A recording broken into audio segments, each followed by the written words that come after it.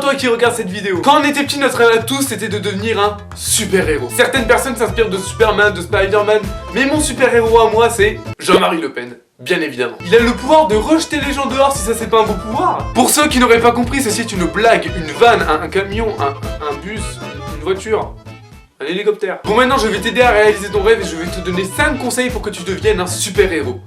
Et non un super-héros. Y'a quelqu'un?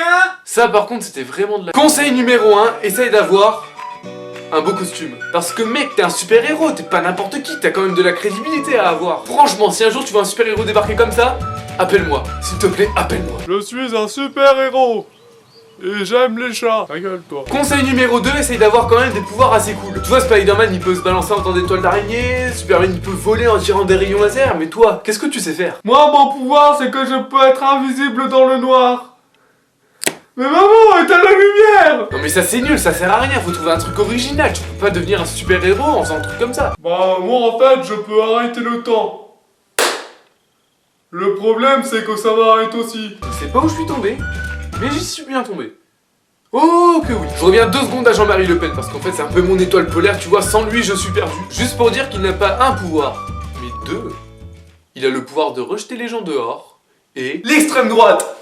Conseil numéro 3, il faut que tu aies eu une enfance difficile avec des proches qui soient décédés, du genre le grand-père qui est mort en mettant les doigts dans le grille-pain. Parce que je te rappelle que les héros du genre Batman, Superman, Spider-Man ont tous eu un ou plusieurs proches décédés durant leur enfance. Alors c'est pas toi qui vas te ramener en disant Bah, moi, j'avais un poisson rouge quand j'étais petit.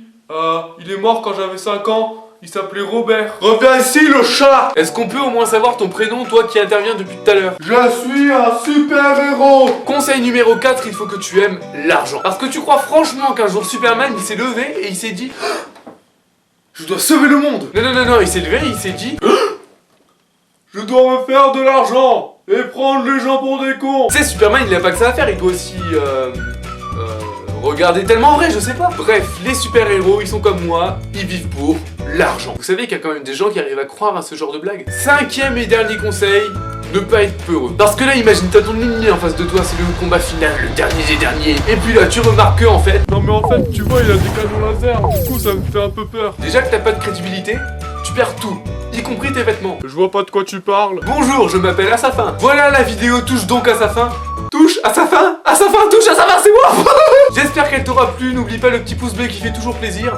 Et je vous promets que si nous atteignons les 1000 j'aime sous cette vidéo, je fais un podcast sur Jean-Marie Le Pen. À vous de décider. Je vous retrouve bientôt dans une prochaine vidéo. Tchuss.